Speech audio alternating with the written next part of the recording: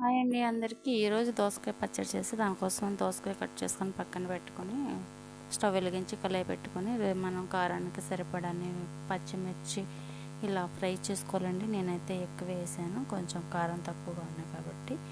ఈ దోసకాయ ముక్కలు కట్ చేసి పెట్టుకున్నాం కాబట్టి అందులోకి ఒక 2 టమాటాస్ కూడా కట్ చేసుకొని పక్కన పెట్టుకున్నాం. అందులో ఇవి ఫ్రై అయిపోయినాయి. ఈ ఫ్రై అయిపోయినాయన్నీ దాంట్లోకి తీసేసుకున్నాం. మిక్సీ గిన్నెలో తీసేసుకున్న తర్వాత ఈ ముందుగా కట్ చేసి పెట్టుకున్న టమాటాస్ ఉన్నాయి కదండి, ఆ టమాటాస్ కూడా కొంచెం ఫ్రై అవ్వనివ్వాలి. ఫ్రై అయ్యాక అందులోనే కొంచెం పులుపుకి కొద్దిగా చింతపండు వేసుకొని బాగా ఫ్రై చేసుకున్న తర్వాత, చింతపండు మెత్తబడిన తర్వాత మనం కట్ చేసి పెట్టుకున్న దోసకాయ ముక్కలు కూడా ఒకసారి ఈ కళాయిలో వేసేసి మనం మూత పెట్టేసామనుకోండి కొంచెం మగ్గుతాయి. మరీ పేస్ట్లా అవ్వకూడదు, కొంచెం కచ్చపచ్చగా ఉంటుంది.